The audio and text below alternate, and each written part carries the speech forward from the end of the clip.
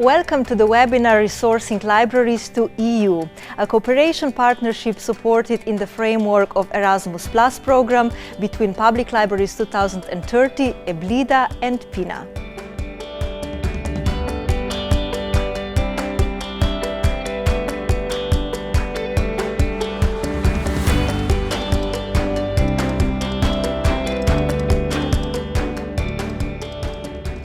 Projects have to develop an intervention logic taking into account the attempted change as the basis for result orientation. The project intervention logic has to show how a desired change will be achieved. With the webinar, we will become familiar with how to define the current situation, our challenge, its underlying causes, and the change which the project seeks to achieve, and implementing the planned activities. At the end of the webinar, we will understand how to indicate what has to happen in order to trigger the change we would like to happen.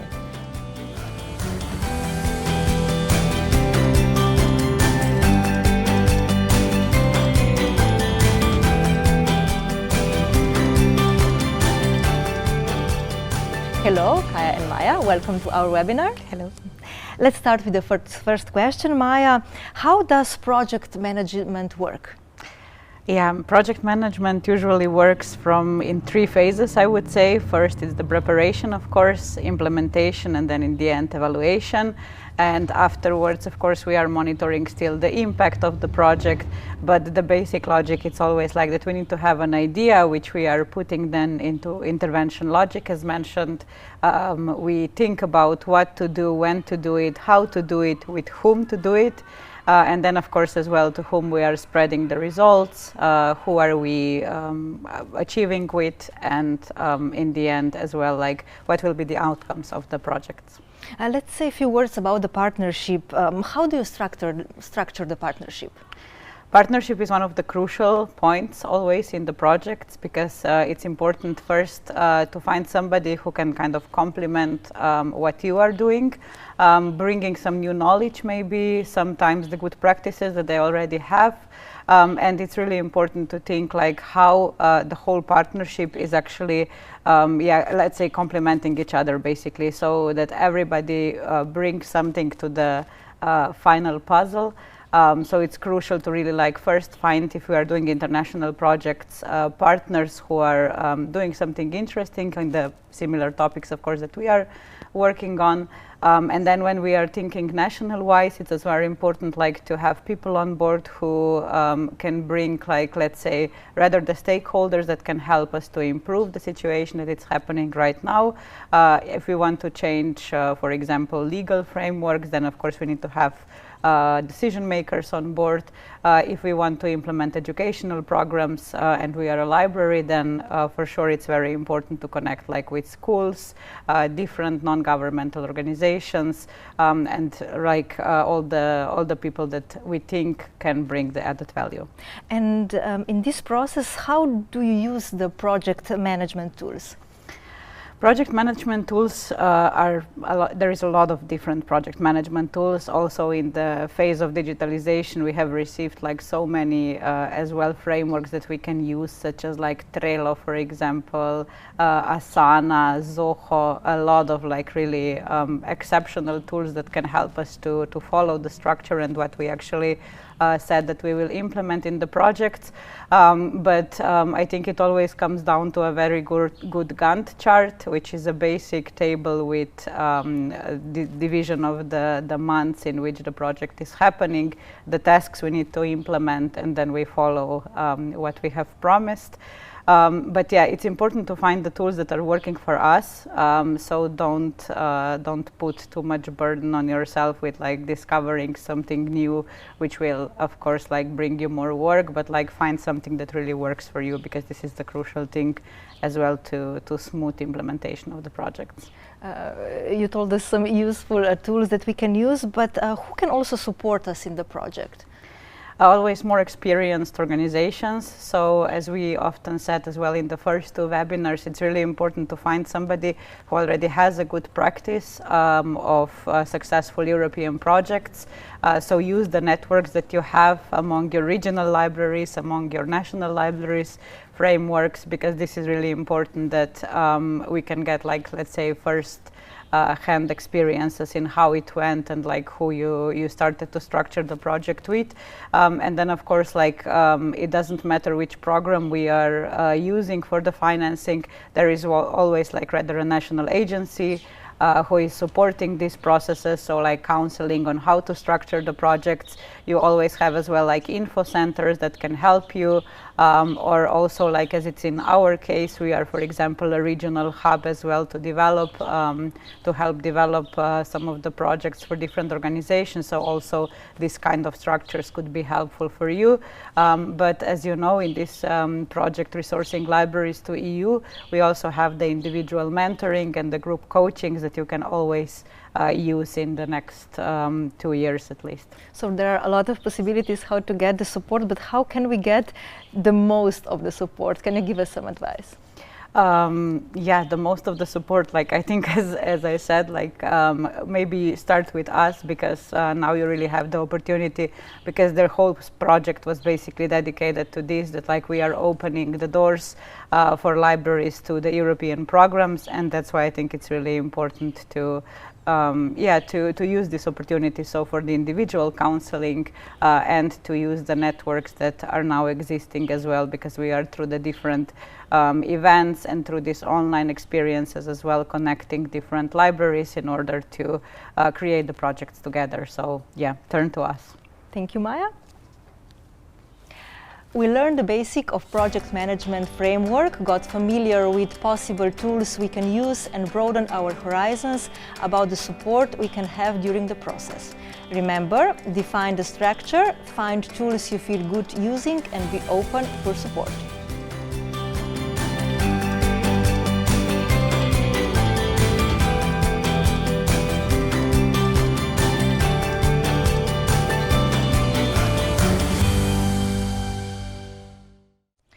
Okay, Maya, I have a few more questions for you. Why do you need OID code? OID code is organizational identification code, which is now for actually all the projects which are happening within European Union framework. It's necessary to have it in order that you are able to actually go into the project base and then also start to fill in the applications. And yes, it's a necessary starting point to start to use the European programs. But where do you get it? It's very easy. So if you put into Google like how to get OID code, you have like the whole structure written there. But there is an European portal where you actually fill in your basic data, and then there are two crucial documents that always need to be put next to filling in the data. So it's the bank statement that your bank account exists, so that the European Union can check where to put the money after you receive the project. And the second one is the legal entity. So it's basically a document which says that you are officially established, and this is basically two very crucial things that you need to put in the system.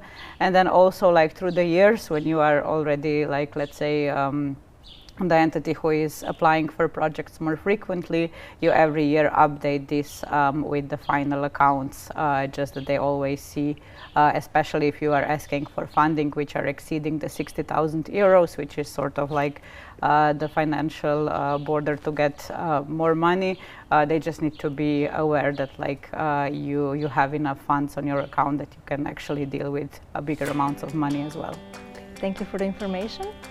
In the context of Erasmus Plus projects, OID stands for Organization ID, and it's a unique identifier of organizations, institutions used to participate in these projects. The OID must be used in all applications to open calls for Erasmus Plus or European Solidarity Corps form, and that is why we have shown you how to get yours.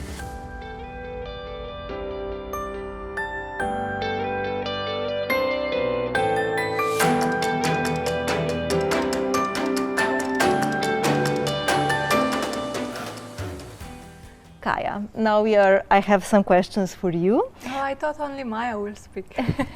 No, it's also questions for you. So let's start with the first one. Can you tell us what is a good project idea? So for libraries or for any entity that starts to think what they could or should do.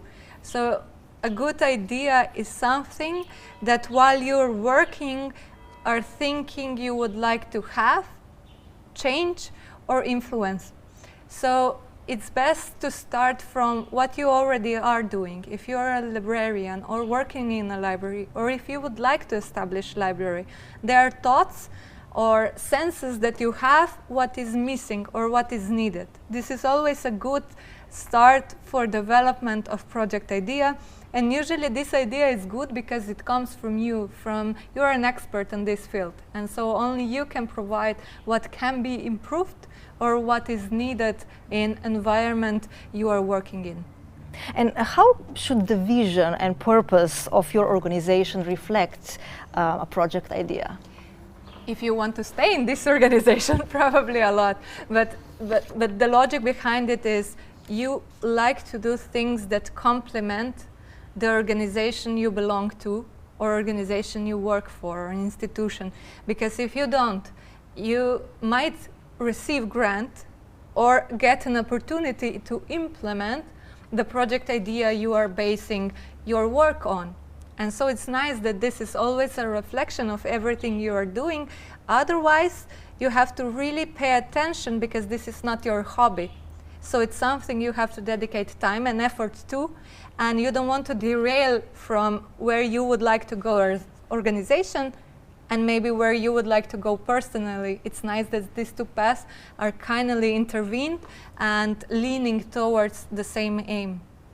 And from your experience, do we need to limit our brainstorm from ideas on relevant EU strategies? If we want to receive grants, this is necessary, but don't take this as something where you become, oh no, I don't want to go there because this is not what I believe in. There are beliefs that also institutions that provide funding have, aims they are trying to reach, strategies they are based on. So what we need to really think about is, okay, how is the idea that I have contributing to the needs they are seeing are relevant to be addressed, or the challenges they are seeing. In this world or any time being, there are many challenges we are facing. What we are financing is another thing. So while maybe what we feel is important is really an important issue, it's not necessary in this moment a grant exists where this can be covered. But I still believe that many ideas have an European program that can reach with the grants they are proposing. We just really need to be careful here to take into understanding this. And this is not a simple step. Also for me and probably for Maya, after all these years, you have a vision what you would like to do, and then you search, okay, does this fit? And sometimes it doesn't, and then you have to just quit this call and say, okay, it's not for us. And maybe the next one is, just that if we spin it around a bit, take into account a different target group, maybe think of adding an activity we didn't think before. It's not necessarily limiting. It can also be points that can guide us to improve our initial ideas. Thank you for all the information. So the good project idea follows the purpose of your organization. It fits in your existing activities and supports EU strategies. And most of all, it is the one you really want to implement.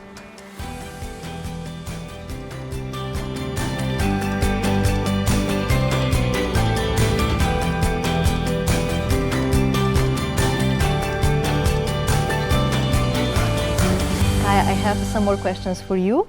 What is the needs analysis? It's you have an idea and you firmly believe in it. But you know, Facebook is a good example where we think that someone will win the elections, and then we are surprised that that person doesn't win because our whole bubble maybe supports the same person, but then the reality can be different. Here is where needs analysis come in. You have a plan in what you believe, you have a vision what is needed, but then you need to analyze if this idea is for the people you actually are thinking of that they will benefit from, really if the environment supports it. Or if during the needs analysis you realize, well, I got it all wrong, and this can also happen. And, or you say, oh, I thought this is the biggest issue or bigger challenge, but when you are researching, you maybe find that something else behind it, it's even more relevant to address.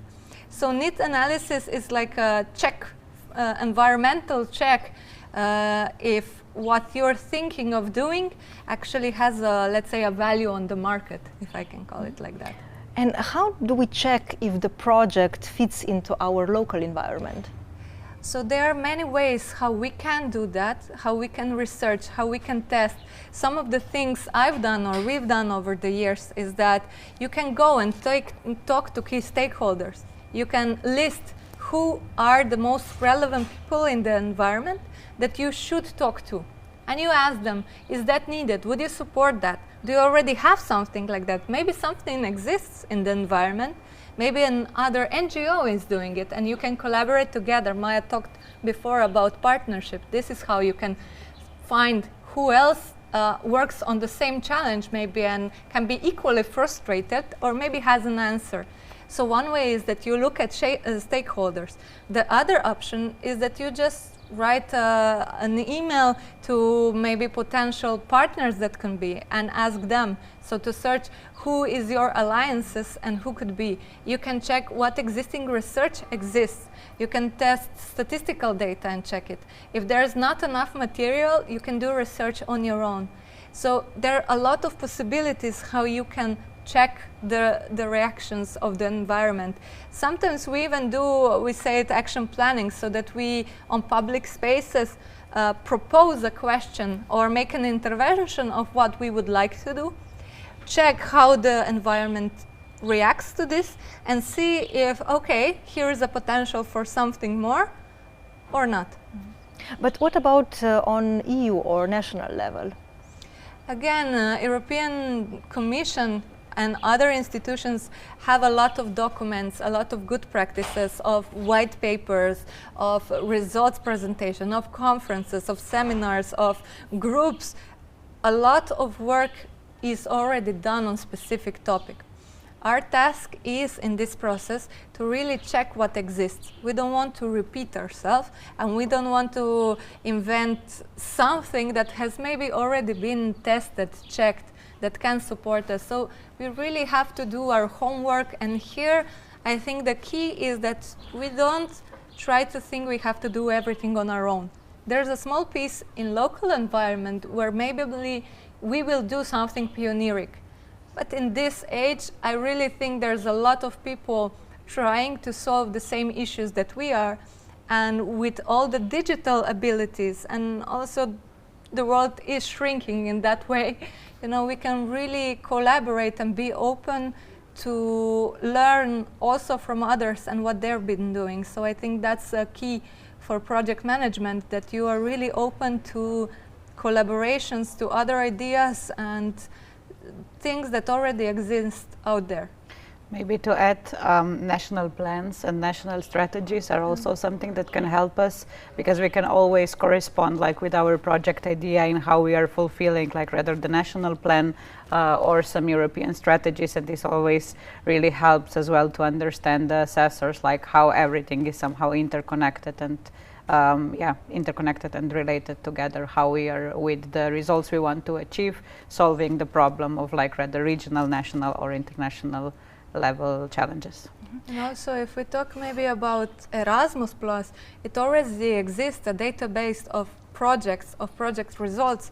Check there on similar titles what already exists.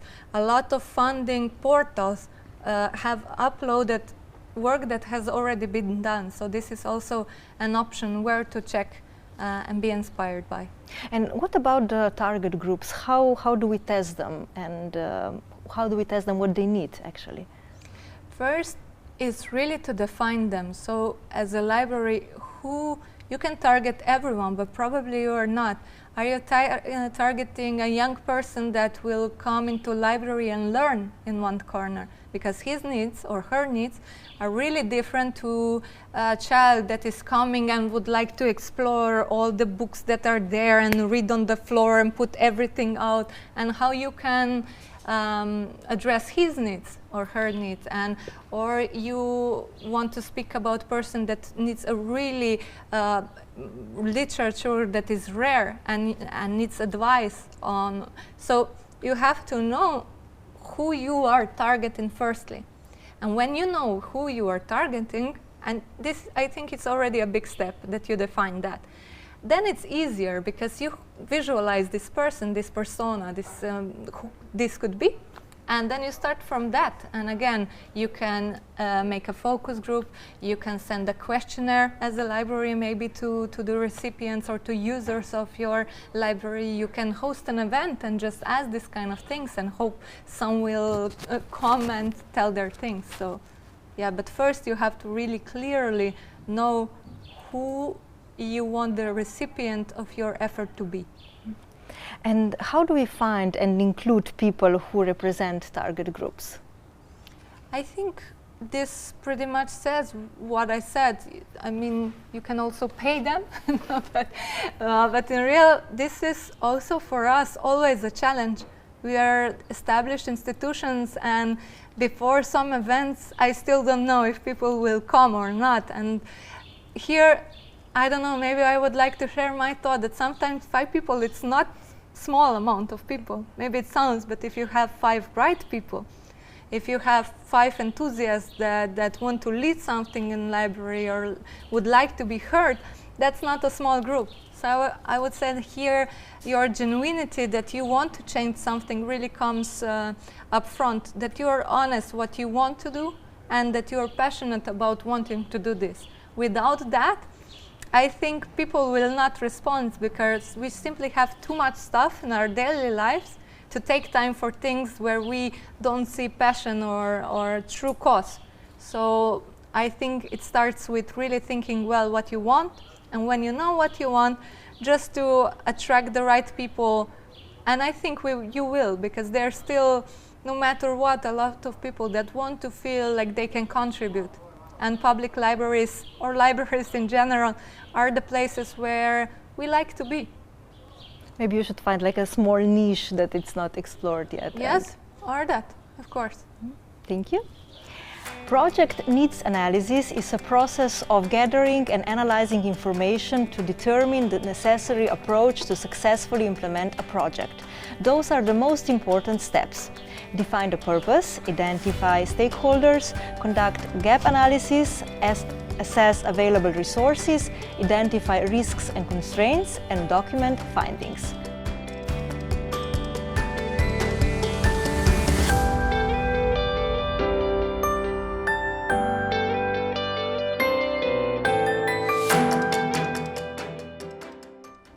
Kaya, a few more questions for you. How do we start to develop the activities? So when we have the idea, let's say we have an idea and we know we did an analysis, we know for whom and what we want to do. We are still on idea level. For this to become a project, we need actions that will take us to solving the challenge or addressing the needs that we found. So these are the activities. And here is, I think, the most creative part. It's not the idea part, because idea needs work, it needs analysis. But when you come to activities, this is like, for me, the most imaginary world, you know, where you really place how you will solve challenges. And here you can think, and it's important to think about where you are strong at. If you know that you're a library that has a really nice space for events, think that this could be activity through which you will address the needs. If you have a really big, I don't know, a classroom or a silent room where people can read or learn in quiet, and it's their private time in public space, then use that. If you have staff that it's really creative, that knows I don't know, languages. You can think of international dimensions. So when you are planning the activities, be creative, but also always really respond to what you have in terms of place, in terms of people, and in terms of knowledge. And is it important to know who is responsible for the activities? Yeah, I think it is. It's also really nice that you can jump in for someone, but in general, it's important that you divide tasks clearly so that you know who is responsible for what, so that this person can plan what they have to do within their work time, and also that they can prepare. And above all, that's when you divide the task, you have a person dedicated that will follow if those tasks are being implemented. It's nice to have someone that has an overview from a distance of what is happening. Also, this person then can really take care of monitoring, and when doing and when implementing, the quality of implementation is really important. So this is how you achieve it. Maybe here also, like, connected to the partnership, really, like when you are preparing the project idea together, think about like which activities to which partner, because this is one of the crucial things in the end, that like you can really like complement each other. So if a library has a really nice space and then we have an NGO who is bringing some knowledge, let's say about information or critical literacy, do this in the library, and like each of the stakeholder can bring something. And then let's say we have a third partner from Portugal who is bringing a good practice to Slovenia. Why not then, like when implementing the event in the library, also then present this kind of thing, so that you really like think in advance which partner can contribute with what activity. In terms of activities, you always have to have a result or a concrete output in mind? It depends. Yeah, sometimes it's a very concrete output, as I don't know, like research report from the conference where like, I don't know, 5 or 7 different librarians were contributing with some research papers. And this is, for example, very concrete result. You as well sometimes, as we have been doing, like different things that you have something which you can actually like see in practice, that like public space has a new role as it did had in the start of the project. So sometimes it's very visible, and sometimes it's basically about building the competences of librarians, bringing some fresh energy to the library. Also, like as we see now, this transition on how libraries are not anymore just a space with books, but it's much more about as well of like bringing people together, building the intercultural dialogues, and sometimes this is like the so-called qualitative results that we actually see, how our local community became more vivid, how there is more intercultural events happening, and also these are very concrete results that are coming out, but so-called, yeah, let's say qualitative results next to quantitative, which is usually like the number of people who is attending the events and so on, which we all know, of course. In this context, of course, timeline matters, right? Yeah, because you have to limit what you're doing to some period. And also, for example, when we talk about project, it has a defining start and a defining end. That also limits you when you are defining the activities. So if you're saying we will do 40 workshops with high schoolers, well, then it really depends how much time you have. Probably if it's a year project, I don't know if you can manage, can you? So when you have a timeline, you set what exactly are you capable to do in the amount of time you have. And then you also sort what type of activities are suited best in this time frame, time logic that you have. And what about the monitoring? Is planning of monitoring relevant? I think it's becoming more and more relevant, especially if you are getting into position of being a library and now you receive a new project. And this project will come to an end. It finishes with that. So what stays, it's relevant, how you will continue on building on that. And you have to know what worked, what didn't, how did you feel, did you achieve something? Was what you did relevant for the library? Was it relevant for you? And so from that on you can plan, okay, let's go to the next one, let's do this different. Can we turn this into, I don't know, a constant program of a library? Can we still be connected to partners that we were collaborating with? Should we invite someone new? You cannot do that without the monitoring of the process. And you can also, if you monitor while you are implementing, you can change still things. Project is organic, and also a lot of times you are allowed to make changes while implementing project, because on the field you realize that maybe something is more needed, something needs to be a bit changed, something doesn't work. A lot of things happen. It's like life. Maybe a partner will, I don't know, disappear at one moment. I don't know. Many things happened to us. You have to switch partners during the project. You thought, I know once time I was planning to have an international conference in English language, and when representative from 80 municipalities came, no one spoke English. So, you know, it's a funny moment, because in application form it looked really nice.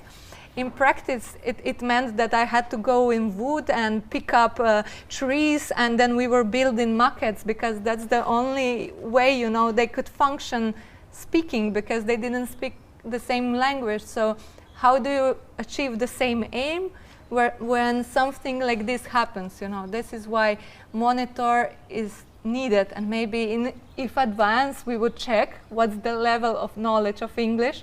I would know this in advance, and this was let's say an interesting surprise during the implementation phase for me. But you know this now for your future projects. Yes, now I always ask, how's your level of English? Good. Planning the activities of a project involves breaking down the project's objectives into smaller, manageable tasks and creating a schedule or timeline for their execution. We have learned how to structure activities as interventions, leading to the relevant outcomes.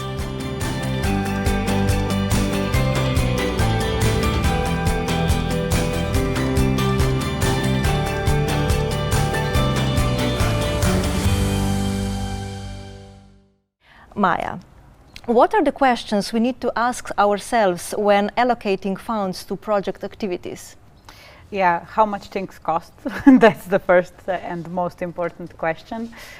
This is in the start actually very hard. Of course, we know approximately like what is the amount of money we need for our salaries, because projects are usually as well co-funding at least the salaries of the project manager.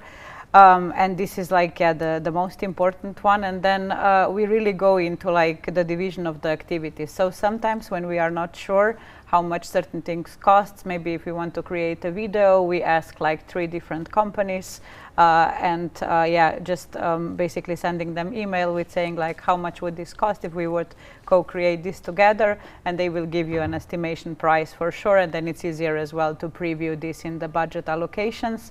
Then of course the traveling, which we know has changed quite a lot, and also majority of the European financing is really turning from what it used to be like per unit cost, so that you, for example, I don't know, for a travel which was 1,000 kilometers, you would receive 275 euros, but now it's really like turning into this, that more or less everything is in lump sums, which means that you are the one who is saying like how much funds you need for certain things, so you can really like plan well as well these kind of costs.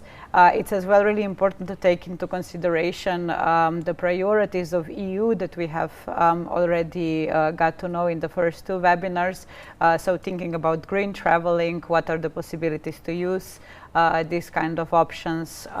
Then as well, like when we are speaking about, for example, the materials that we want to divide among stakeholders and stuff like that, to really take always into the consideration as well this, that we are thinking about the sustainability, about how we can actually achieve the most of the things for as less money as possible, because cost effectiveness is one of the crucial things that it's as well assessed. But like also have in mind that like as Kaya mentioned before, don't promise too much, but rather like plan less activities, plan things according to the to the budget that is actually allocated for certain projects, because certain projects are really like for, I don't know, 30,000–60,000 euros, and like we need to plan, of course, this money carefully. If we are doing the projects for 120, 250, or like bigger amounts of funds, then of course it's also like much easier to then allocate the funds between each other. But yeah, as said, always when you are not sure how much things cost, then do the estimation with this, that you are rather checking online as well how much certain things cost, or asking around. So it's easier to estimate it. And coming back to partnership, also like whenever you are doing the project in the partnership with other stakeholders, ask them in advance how much money they need, because of course we know that like video in Norway doesn't cost the same as video in Romania. So this is also really important to take into consideration, that when we are working in international partnerships, to really like not leave anyone behind, that they are still able actually to implement certain activities, which is also crucial and very important in order to have the cost-effective project. And what help can we use in terms of that? Did you want to add something? Yeah, maybe I just wanted to say real carefully if you're applying for grants for a project, because it is not necessary that the whole amount of the budget you foreseen will be financed. So you will maybe need a co-financing. So this can go up to 50%. Maybe you will get just a smaller or half of the funds you set the project needs. So if you're a public institution, do you have an agreement that another part will be covered, and is that okay? So always check the eligibility and also the co-finances that needs to be provided, because also for NGOs that's not necessarily easy job to fulfill. You mentioned a little bit, but can you explain what actually co-financing means? So co-financing means that you, let's say, you plan, if you use a simple form, evening talk in the library, 10 evening talks in the library. And when you realize that you need this amount of money for filming the evenings, this amount of money for catering, this amount for speakers, and you come to a sum of, I don't know, 10,000 euros. And you find a really nice call for proposals where it dreamily fits in. But then it says that the project has to have 30% of co-financing. What does that mean? That means that your project is worth 10,000 euros, but the maximum amount that will be given from this bag of money, let's say, or from this grant, will be 7,000 euros. So where will you get the remaining 3 is the question you need to ask yourself. So do you already have resources for it? Will you need to find them in local environment, on governmental level? Can you charge participants to come? Some of the calls also have a limitation that all the events that are implemented have to be free. So all of these things have to be taken into consideration when applying for a grant. Maybe also to add as well, think about also how your resources that you already have in the library, like the space, can also be seen as one of the costs that you are not paying because it's in the library, but it can contribute as a co-financing.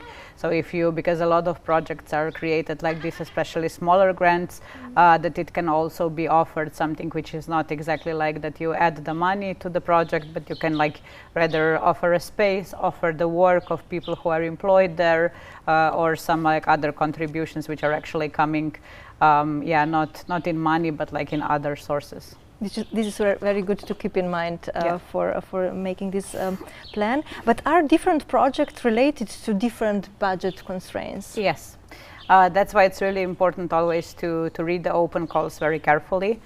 Because it's usually really structured very well, like which kind of costs are actually eligible, which kind of cost can then also be dedicated like to, let's say, regular things that you need, like electricity and stuff like that, because this usually is as well, especially in the European project, it's around 7% of the money which can go to these regular costs that you need for operating.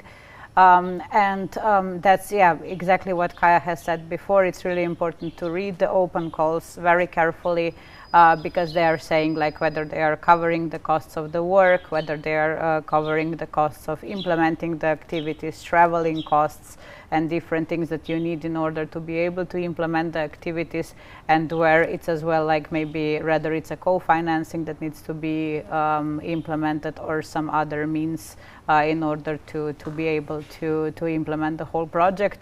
But really, like whenever you are setting the budget and setting the structure of the budget, think about like really all the necessary funds that you need in order to be able to actually do it. Because like once you promise something, they will say like you have promised this, you need to deliver it. Otherwise, like not the whole budget is coming in the end to you. So this is one thing which is really important. Maybe also in relation to that, we have recently received quite some questions as well, like how is financing functioning, especially in the European Union level programs.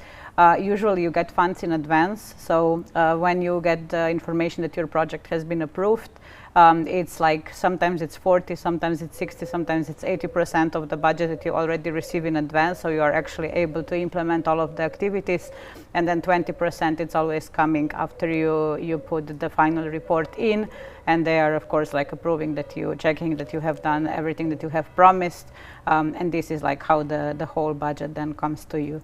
But it usually like majority of the funds are like this, that they are like you get the finances in advance before you are starting the project actually. But if you're looking at structural funds or for example Interreg programs, the logic is completely different. So you apply, you get a grant, then after half a year you write a report, you don't get nothing if you're public institutions in advance. After half a year you start writing the report. It takes up to 3 months to prepare it, and then usually that means that the first recipient of the funds you receive a year after starting with the project. So you need to really carefully plan the implementation phases, the expenses, and also know that as an organization you have enough funds to cover the activity for the whole year without getting payment for it in advance. You are now able to define the necessary resources and costs that are accounted for, increasing the project's chances of success while minimizing the risk of budget overruns.